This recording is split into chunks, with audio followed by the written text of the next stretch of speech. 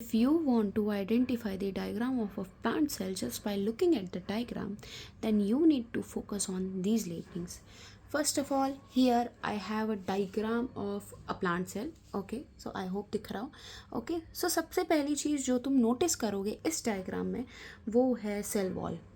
अगर तुम्हें सेल के बाहर जैसे एक सेल की बाउंड्री होती है, दैट इज सेल मेम्ब्रेन, तुम देख सकते हो कि ये है सेल की boundary which is cell membrane. तो अगर तुम्हें इसके बाहर एक एडिशनल लेयर दिख रहा है तो वो है सेल वॉल.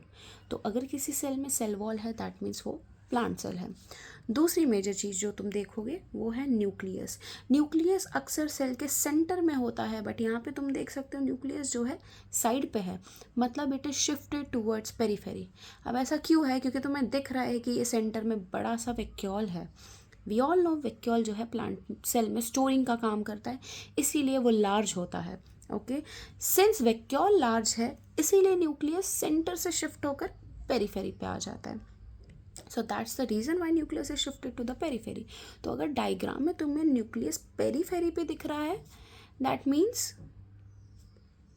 ये प्लांट सेल है ऑब्वियसली. ठीक है, नेक्स्ट जो चीज़ तुम नोटिस करोगे ये ग्रीन ग्रीन से स्ट्रक्चर.